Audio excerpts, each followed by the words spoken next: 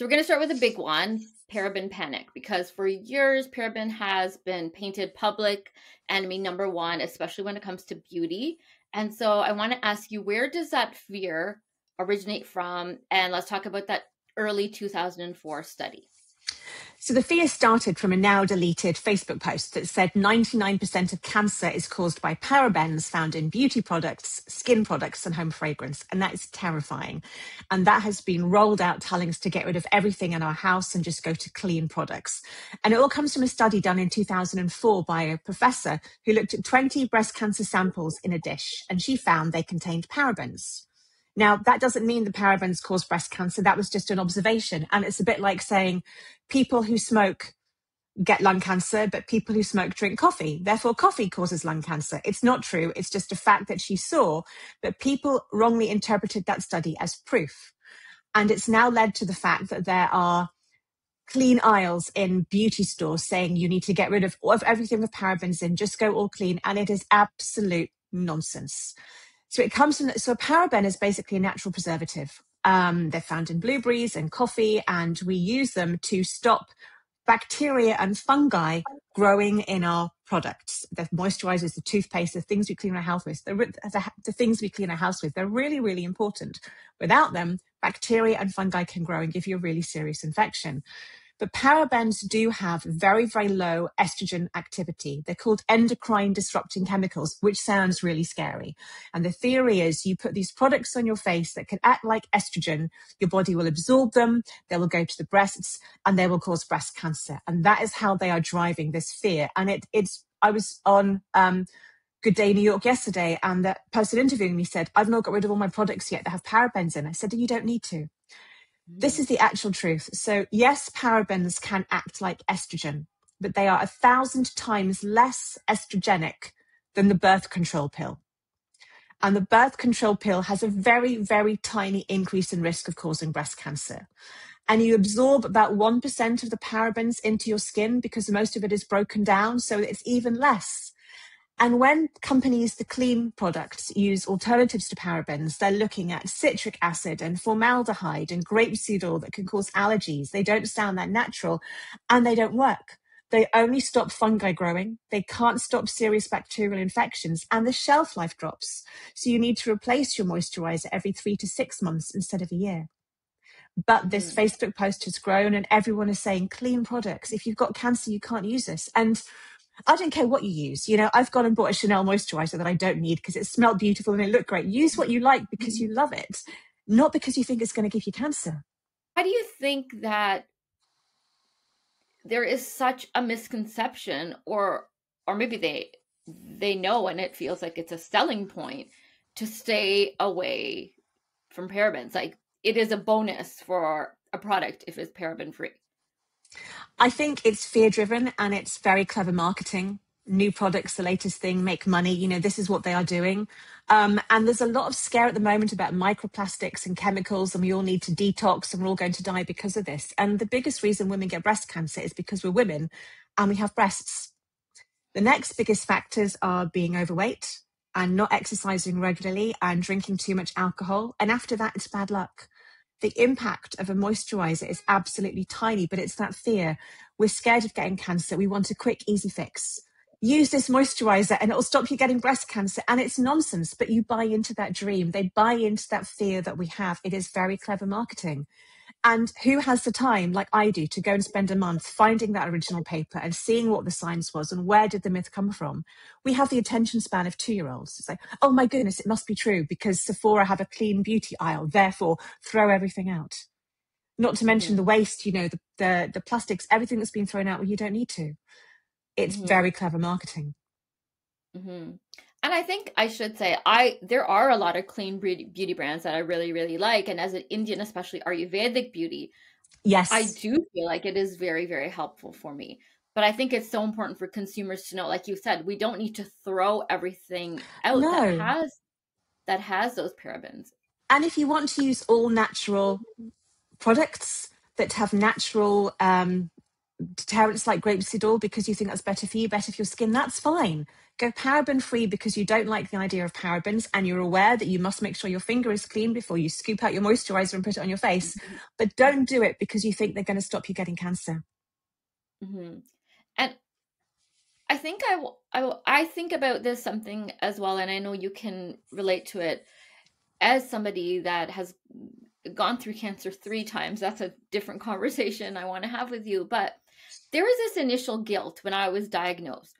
Yeah. What did I do? I know I eat pretty well, I exercise regularly, but I even thought of the beauty piece of it. I said, what did I Oh, do to cause this? Because I yeah. don't know if everyone feels that way. I definitely felt that way trying to go down that checklist of what was it my fault? And I remember Yeah. even somebody said, it might just be your bad karma. Oh, You're that's a getting big thing. payback for Yeah. something that you've done. And then I'm like, what is the horrible thing I've done? I felt that. I thought, is it my fault I got breast cancer because I drank like a fish at medical school? That was how we coped with the stress of the job. Long hours, I ate beige food for years, never saw a fruit or vegetable, long hours. Is it my fault? We all think that. And because there are people out there wrongly telling us that the root cause of cancer is our negative emotion, or we weren't kind, or we didn't detox enough, it's all nonsense. But they prey into this because they can then sell you the cure. I was told my cancer came back because I hadn't dealt with the original issue, because I had bad thoughts from a child. It's nonsense. My cancer came back because it's sneaky. The reason you get cancer, it's like a series of spelling mistakes. There are about 10 or 12 genes that have to be switched off. And alcohol may have switched off 3 of mine. And not exercising for 10 years as a junior doctor doing 100-hour weeks may have switched off 4. But these remaining 4 may never happen. These are bad luck. You can't control them. And they all have to happen in the right order at the right time.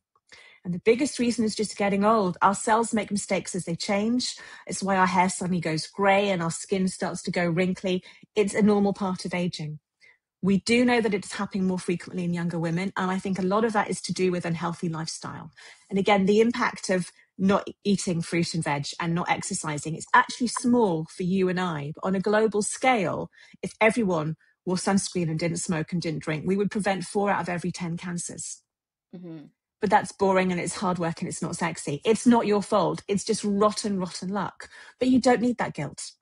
And people say, oh, but my aunt cured herself drinking apple cider vinegar. You should too. And did you hear about this guy saying matcha tea can cure you? And suddenly it's like, do I trust my doctor? Because I can't tell you I can cure you. The only way to prove you're cured is if you die of something else. Mm-hmm. And there are over 200 different types of cancer. There are over 40 different varieties of breast cancer. When someone says matcha tea can cure cancer, you've got to stop and think, well, hang on, what cancer? Because there are oncologists for every different type of cancer. They don't treat all. But we're not like that. We just see that quick. It's got to be Mm-hmm. true. Mm-hmm. I don't know why. I feel so emotional today. Every answer you give me brings up so many different feelings. But speaking about beauty and this guilt, and Yeah, as women, and I can say it, you know, I do want to have my hair look nice. I do enjoy putting on makeup. My breasts make me feel feminine. And I feel like there's almost this guilt put on women when we are diagnosed with any type of cancer, yeah, and talk about breast cancer specifically, and our breasts, that we're somehow being frivolous, or it's such vanity, and there's something so big going on and you're so fixated on losing your hair, or yeah. do you know what I'm saying? I do. And it's nonsense. I think if you want to dress up and have your nails and your hair and makeup and look great for you, that is fantastic. And I spent medical school going out, you want to look great. You want to present the best version of yourself, whether you're doing it for you or to find a man or a woman, whatever. That's normal. Men do it too. We all want to present our best selves. It's only as you get older, like I'll sit here talking to you with no makeup on, but I still have my nails done. I love your nails. And hair is a really important part of our identity, and our breasts are, and you don't think about what they mean to you until you have to get rid of one. And suddenly I can't flirt anymore because I can't tuck my hair behind my ears and I don't have a breast to put into a push-up bra. And I felt like a sexless alien during chemo when I lost everything. Your libido goes, you think, now I know I'm a woman inside. As all the hair and makeup and boobs are nice, but they don't make me me, but it's nice to have them. And I felt guilty for wanting an implant reconstruction for vanity, because I used to wear low V-neck dresses at work. Not low, because I'm a doctor, but with a prosthetic in, you need a full cut bra. And I felt guilty that vanity was the reason. But this is why surgeons like me exist, so we can make you feel as feminine as you want. And there are things we can do to stop women losing their hair, because it's awful. And I hate the brave the shaves. I really do, because people go, it's fun, I'll shave my head along with you. But you're choosing to do it and your hair's going to grow back the next day. We don't get a choice. And yes, I may look great with short hair, but it wasn't my choice. And I had to be bald for 6 months. And it's okay to be vain. And it's not your fault. And people are now microblading their eyebrows and having eyelashes dyed to still feel like them. And that's okay. And Yeah, it's that's fantastic. mhm. I love it when I see women coming back after surgery and they've got tan lines because they felt confident enough to go out on the beach and sunbathe. It's like, yes, I've done my job. Mhm. And I love that, because for me in the beauty space, and since I've been diagnosed, I haven't shared. Where's my brain? I haven't really shared. I would always share different makeup tips, because my Yeah, job is I go on air, I go on television, I talk about what is trending, what is good for you, what is not, what works for different. I'm in my late 40s, so we know what works for more mature skin. And I yeah, haven't shared anything in the beauty space because I feel that guilt of I've openly now discussed my cancer diagnosis, but I feel something, I don't know what that right word is, that should I be sharing about beauty now because there's something so much yes. bigger? I think you should be sharing and saying, I know that beauty products didn't cause my breast cancer. They do not cause cancer. And it is fine to wear them during chemo and during radiotherapy and afterwards. And you can wear what you like and you can still use all the incredible products that you need. We can still have fun and explore.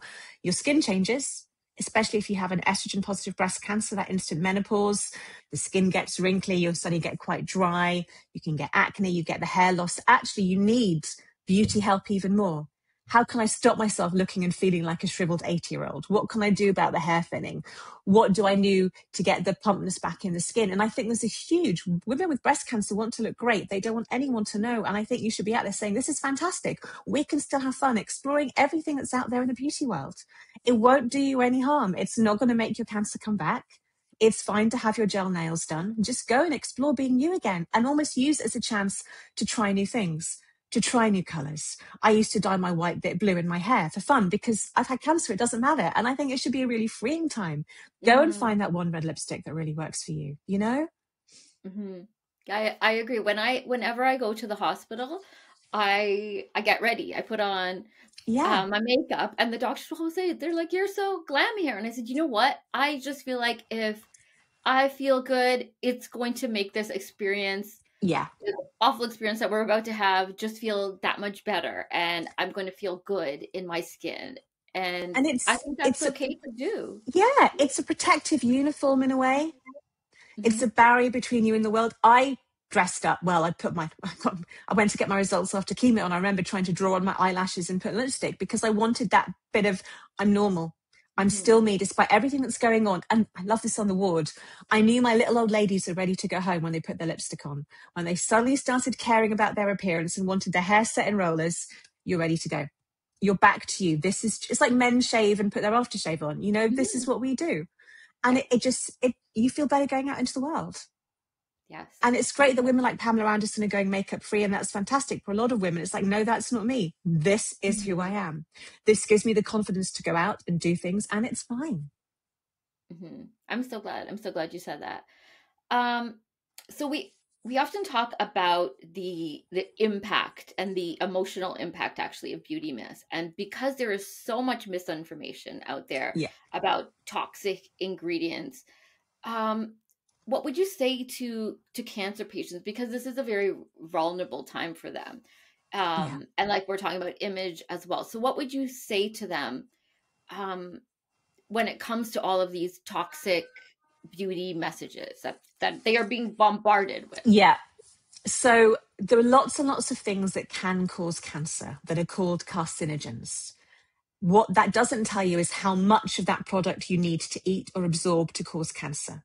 Alcohol, we know, is a carcinogen. It directly causes 7 cancers. It causes breast cancer in 3 different ways. And when I say cause, it's not the only cause, it just starts some of that to happen. But we'll go out and drink at night.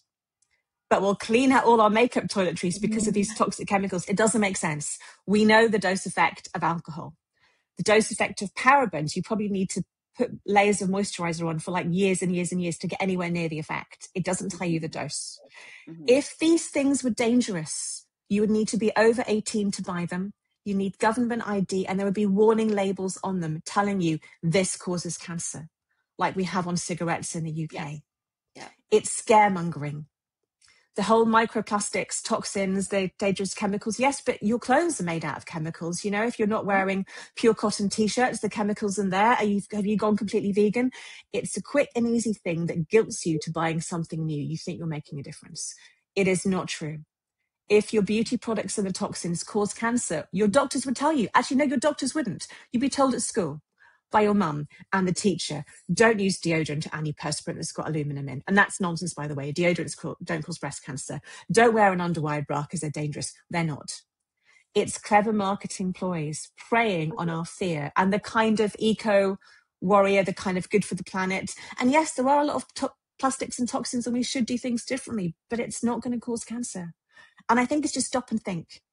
Yes, TikTok has told me this and a podcast has told me this, but actually, what does my doctor say? Or what does a sensible website like the American Cancer Society say? Or the Canadian Society of Cancer say? You wouldn't, sorry, I'm rambling. What does a sensible, I'll do it again. Check it on a sensible website like the American Cancer Society. You wouldn't buy a car off a recommendation of a video on TikTok. But you're going to throw away all your beauty products because some woman said they cause cancer and you've not checked it with a doctor. I'm a breast surgeon. I've got a PhD in molecular genetics. I know cancer. I've had it 3 times. And the reason I wrote my book, The Cancer Roadmap, was because I get messages like this. My surgeon told me it was safe to use deodorant, and my oncologist told me it was safe to use deodorant. But I saw a wellness influencer on Instagram saying detox is good for us and I shouldn't use it. And they're coming to me. And it's like, you don't trust your doctor, you don't trust your oncologist, but you trust someone on TikTok. This is terrifying. Just trying to get that common sense out in the world and make people stop and think before they make rash decisions. I could tell you tomorrow that bananas cause cancer.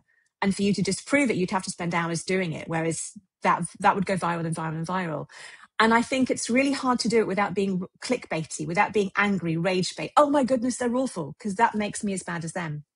And when you don't have the hundreds of thousands of followers, you can't get above the noise. And my message isn't sexy or exciting. I'm not selling anything. It's like, I don't want to watch that. I think we are slowly globally aware of what is happening within this misinformation space, and people are trying to come together. And I think it's trying to call it out.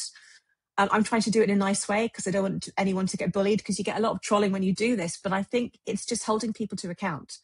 When Stephen Bartlett on a podcast has someone that say, hey, this causes cancer, ask them for the proof.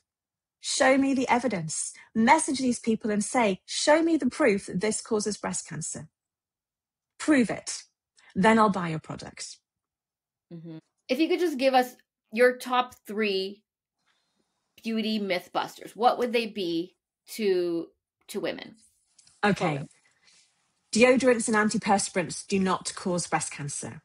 People think they block sweat glands and that makes toxins build up in the breast. It's nonsense. You can use whatever deodorant or antiperspirant you like. The next is the big one we've talked about. Parabens do not cause cancer. There are even people now talking about putting vaginal estrogen on your face to improve your skin after the menopause. When you've got the paraben people saying, hey, parabens act like estrogen. No, put estrogen on your face. You can wear what you like. It won't give you cancer. And I think the other big one in the beauty space I've kind of touched on, it's a bit relevant, is underwire bras do not cause breast cancer. People think it compresses on the breast tissue and makes toxins build up. It's not true. There is nothing you can do or wear that will cause breast cancer. Wear what you like because you love it. Thank you, doctor. Okay. With that, let's talk about the book. Let's talk about your new book. Yeah. So the new book is called The Cancer Roadmap. I wrote my first book just after chemotherapy. I was a consultant breast surgeon. I never checked my breasts. I didn't think I'd get cancer. And I met another doctor who was a professor of academic medicine. And between us, we bought 20 books written by patients because we didn't know what it was like to be a patient. And the stuff I found online terrified me, like, is it safe to have sex during chemo? Because I think my husband's hair will fall out. So my first book was The Complete Guide to Breast Cancer, which just takes you from diagnosis to death. We do all die at some point, but depression, anxiety, sex, menopause, how to cope with everything. In the years that followed, I started putting videos online and just trying to explain a bit more. Instagram took off. And it all started with a video from a couple of Irish vegan brothers who did a podcast where they interviewed a gynecologist who said that mushrooms can cure cancer. And I said, this is BS. And I did a really angry, oh no, this is nonsense. And it got picked up by a publisher who said, there's so much misinformation in the health space. We want a common sense book that will just explain what cancer is, what causes it, what doesn't, how is it treated. How can people understand whether something is true or not? And a book that you can give to friends and family and children, because lots of communities don't talk about cancer. In the Sikh communities, it's not mentioned. And a lot of African communities, you don't mention the word. We don't know what it is. It can be very scary. So just a way of getting common sense out there. And I think the problem is the people who need to read the book won't, because we get on our own little cults, like with COVID wasn't real. But it was my way of trying to reach as many people as possible and reassure them it's not their fault and you can trust your doctors, and just be aware of what you see online. Mm-hmm. And representation matters so deeply, and I feel this as a brown woman. And studies, very few studies, but studies do show that Black women have higher risk of cancer. And I feel like that messaging, whereas other messaging is so elevated, is very much downplayed. And so what message would you like to put out there for Black and brown women who are more at risk for getting breast cancer? Yeah. Well, thank you for bringing this up. And it is suddenly starting to gain traction in the news. I think initially a lot of trials didn't look at women by their gender, by their ethnicity. It wasn't taken into account, but we are doing it now. And you are right. We know that the numbers in breast cancer are rising in young women from the Black African American communities. Younger women are more likely to get more aggressive cancers, which is scary if you are a younger woman. And there are lots of treatments, but this is true. And I think the thing is, in a lot of those communities, we don't talk about breast cancer. You're not told how to check your breasts. It's not mentioned. Women can't afford to go to mammograms. They can't afford treatment. We put our heads in the sand. I never check my breasts. And I'm very aware as a white woman, I'm not representative of everybody, but I get thousands of followers telling me what it's like. And we're starting to see these pockets coming through. I would love to have every single nail bar, nail salon, braiding salon, hairdresser, every woman who treats another woman to say, have you checked your breasts? Do you know how to? Have you gone for a mammogram? Because we can get the literature out, but how do you find these women to say, hey, you're 20 or 30, it could still happen to you. Do you know how to check? Here's a leaflet. Here's a video. This is why mammograms are so important. This is why you should tell your friends. I think that is the way to raise this awareness and give women safe spaces where they can talk about these issues. So I know in Black communities, there is also a fear of often going to your doctor and telling them if something is off, because the reaction might be different. Yeah, and I think that's the problem. So I wanted to come back to mammograms, but breast cancer is still really rare in women in their 20s and 30s. It's about 1 in 200 women will get it, whereas when you're 70, it's about 1 in 20. But it does happen. We often don't know the signs, and when you have dark-coloured skin, it's harder to see a redness or a thickening or a dimple, because all the pictures are of white breasts with a lump. They're not of dark-coloured skin with a lump, although that is slowly changing. We don't check our breasts regularly. I never did. So when you find a lump, it's a lot later than it might have been. A lot of young doctors don't think young women can get breast cancer, so they just, you're fine, go away, it's nothing. And I think it's saying, I have a lump in my breast. I think it could be breast cancer. Can you refer me to get it checked out? If you say those magic words, your doctor kind of has to send you on because you voiced that concern, and it's pushing and saying, you can't prove it's not breast cancer unless you send me to a clinic to get examined. Mm-hmm. And most of the people we see in clinic don't have breast cancer. 90% of women don't, but the only way to find out is to be examined and get a scan. Mm-hmm. So please check. We're coming on to mammograms. Mammograms work by finding a white cancer on a black breast. When you are young, when you are still potentially able to have children, your breasts are dense. They're full of breast tissue, which looks white, which is why mammograms aren't as accurate in younger women. There isn't another screening program. In your 40s, as you get closer to the menopause, the breast tissue turns to fat, so your breasts look grey and then black, so it's easier to see a cancer. But cancers can still appear between mammograms because it takes the cancer about 5 or 10 years to grow, which is why you still need to check every month. Mm-hmm. It is And so important. how important do you think it is for women to know their breast density? So I don't think we can't change your breast density. Mm-hmm. We can't change it. That's purely due to you, how big your breasts are, how your hormones are, have you been pregnant, have you breastfed, how early you go through the menopause. Some women have dense breasts until they're 80. You cannot change it. And if you go on HRT, it will increase your breast density because you're having extra hormones.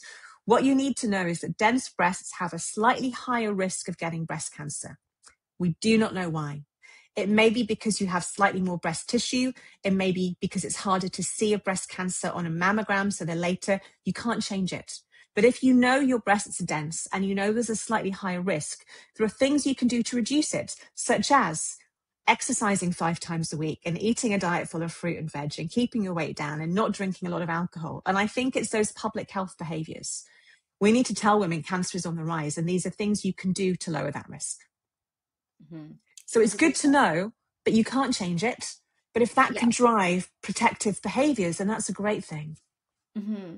And I think for myself, because I did know, I actually had a lumpectomy in my 20s, early Mm-hmm. 20s. So this was over 25 years ago. And I can't remember why at that time there wasn't a biopsy and they just went to a full lumpectomy. It was benign, which was great at Yeah. that time. But since then, I had more frequent tests and I knew that I had dense breasts. And up until now, when I go for my annual mammogram, I can see the screen is all Yeah. white, right? Yeah. But I think since it's important to know in a way, and I wanted to ask you what you think of this, because knowing that if I do feel something, I think for me, I think it's great to ask my doctor, can we have this ultrasound so we can get a clearer picture because Yeah. we're not getting a clear picture on this mammogram. Exactly. And I think you need to know what's normal for you. Your breasts will change throughout your menstrual cycle. I generally say feel in the middle of your cycle when they're less hormonal and less lumpy. But if you can't remember and you just want to feel it on the first, that's fine. It's normal for one breast to be bigger, to go up a cup size during a period. You need to know what's normal for you. If you feel an area that's different, then we can do a scan in the clinic. And an ultrasound is very good at looking at that specific area. A lot of women in their 40s start to get breast cysts. It's a natural as the breasts are changing, and they can be really painful and lumpy. And I have women that come back every 3 or 4 months. I've got another cyst. Here we go again. Every change should be checked out just in case. And it's scary. And I'm the doctor nobody wants to see. I have a waiting room full of terrified women. I think, oh my goodness, what is she going to find? But I need you to come and see me. The earlier you see me, if it is something serious, the better outcome you're going to have. Mm-hmm.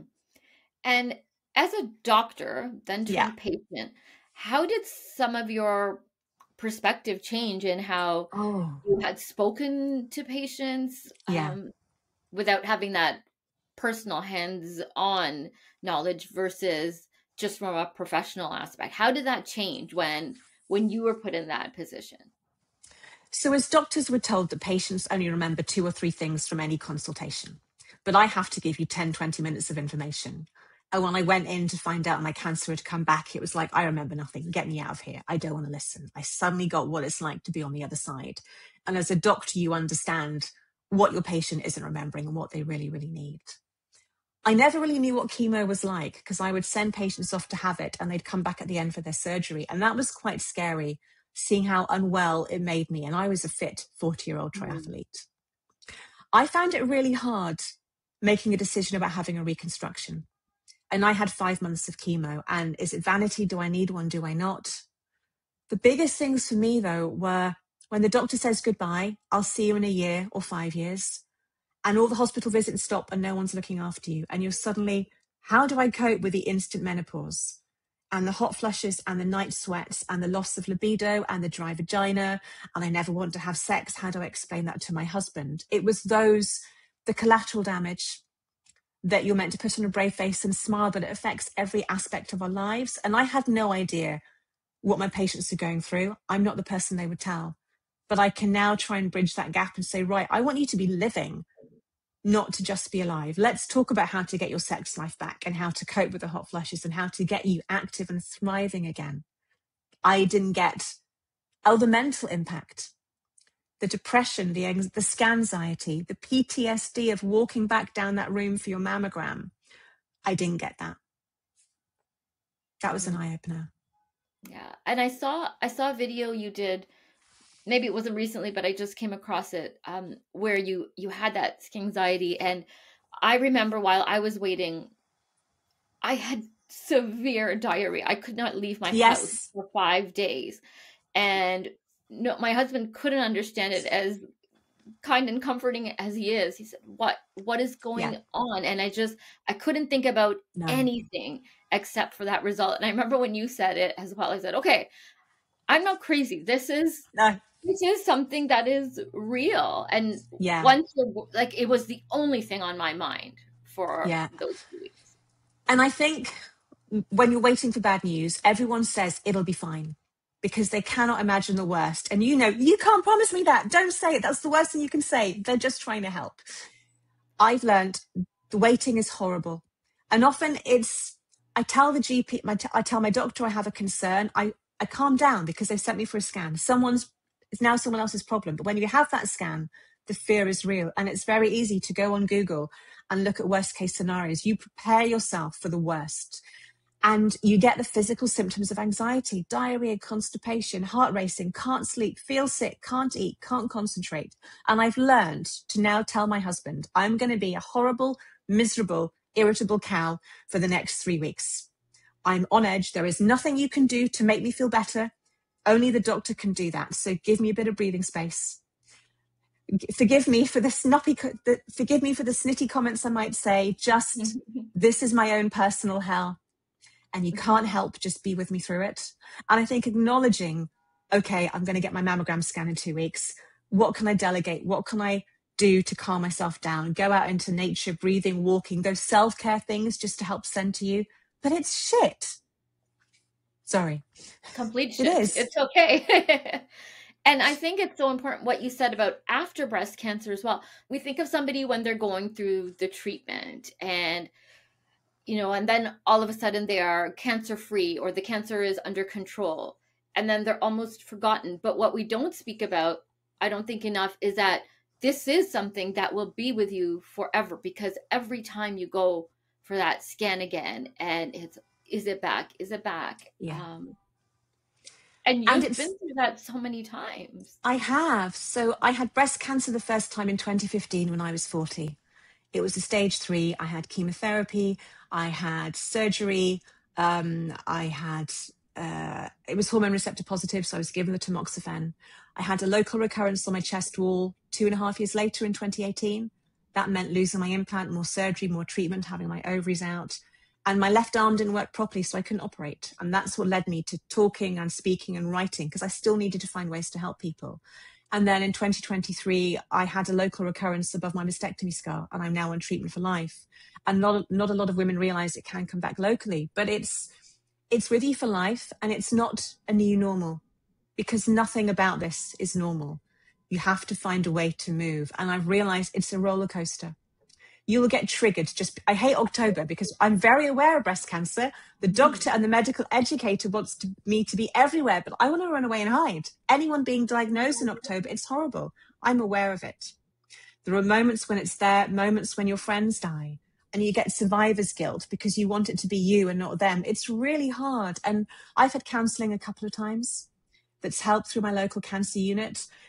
And just being able to talk to someone anonymous and tell them the crazy shit in my head and not have to worry about how they feel when I leave the room. Because if I give that to my husband to start with, I feel I can't tell him because I need to look after him, but I'm looking after me. And I think therapy can be a great way of helping you find ways to deal. And it took me 5 years before I stopped waking up thinking, is this the day my cancer's going to come back? 5 years, because it's everywhere. And I now realize it's 50-50. It comes back or it doesn't. It's out of my control. All I can do is live the best I can. And I don't live perfectly. I've not been in the gym for a month.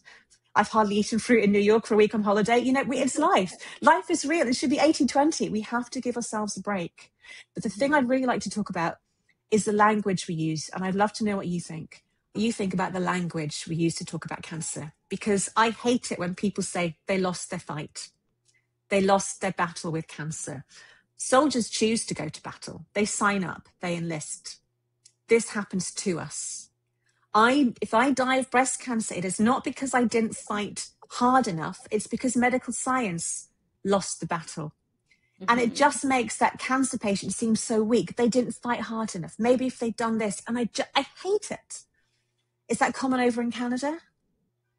Yes, very much. Yeah, they lost the battle. They're a fighter. They're so strong. I think for me, this makes me quite emotional because in my late 20s, I was diagnosed with epilepsy and I have Sorry. tonic-clonic seizures. Mm-hmm. And that is something that will happen for forever. I have had over 25, almost every few months. If not, sometimes I'm lucky to get to a year.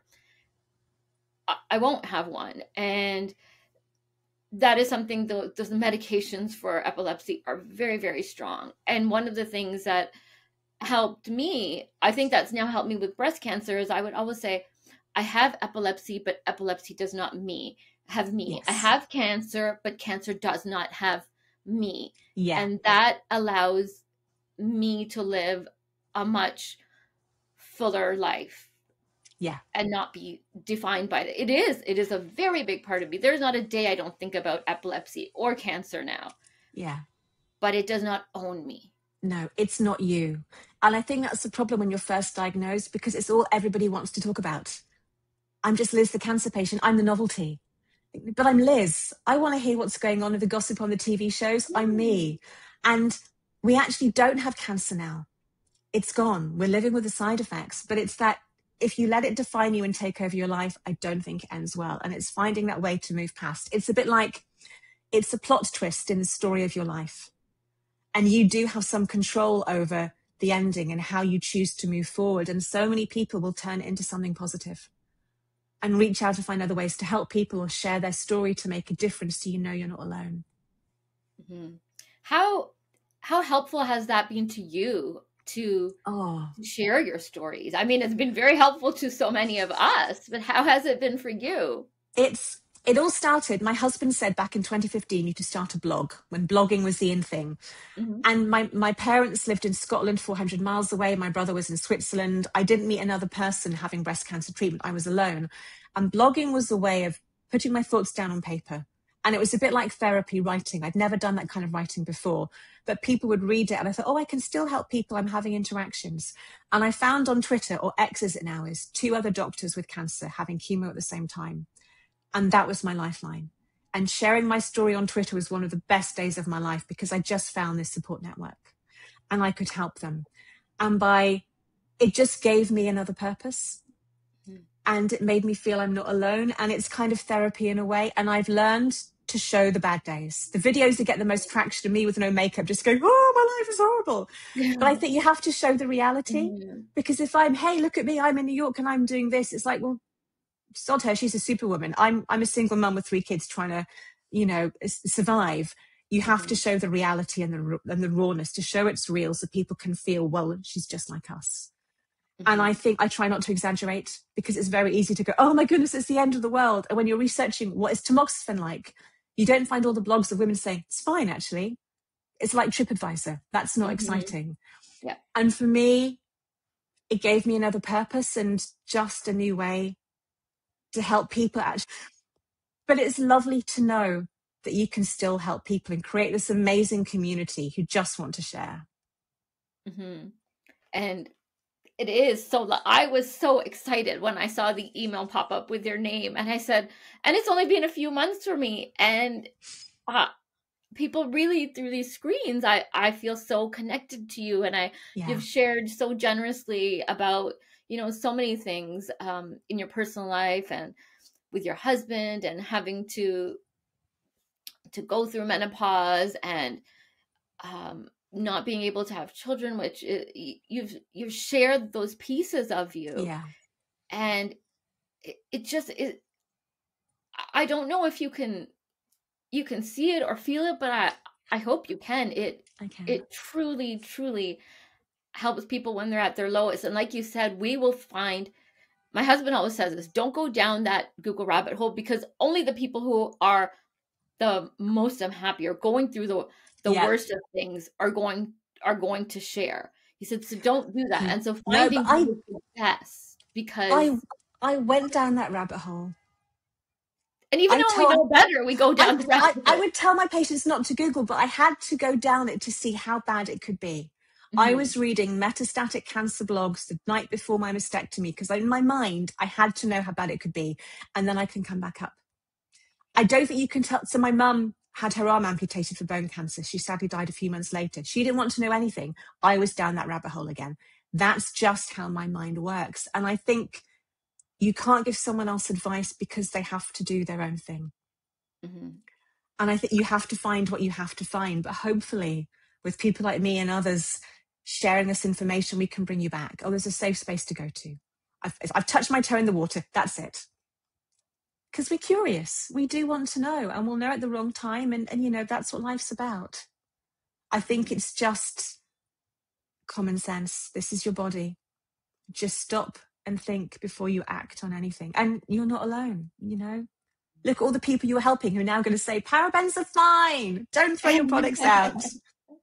It's so true. And what's your personal one thing that helps you get through this all? So for me, it's humor. I even start, like, I'm a writer as well. So I started writing something called the Booby Trap Diaries, because Love it. when I had the MRI guided, first I did a ultrasound guided Yeah. biopsy, then they found something on the other side. And so then they wanted to do an MRI guided biopsy. And when I looked at that, I thought, this is a booby trap. It is Yeah. literally a booby trap. So that's what I have called my diaries. And my husband and I go through all of these fun, to us, humor Yeah. is sort Black of what humor. gets us Yeah. through. So what's your thing that really just gets you through? There's two. One is my dog. We got a Cocker Spaniel puppy just before I was diagnosed, and he always gives me a hug. But for me, it's going to sound really naff. That's an English word. I'll say something else. This is going to sound really twee. It's nature. It's seeing the birds in the garden coming to my bird feeder and knowing that the world is carrying on and I'm helping little creatures. And the world is much bigger than me. And no matter what I'm feeling, pain or anger or jealousy or sadness, it's like, that's real. That's what it's all about. Just in that moment, that always Mhm. centers me. Mhm. I think that's such an important message. Find what it is, and it can be Yeah. something so simple. And I think shoes and handbags are lovely and I still like them. But for me, it's the moments, like the moments you spend laughing with your husband, you know, the silly little things that you'll do. They're the things that remind you that you're you, Mira. You are not a cancer patient or an epilepsy patient. You are you. Mhm.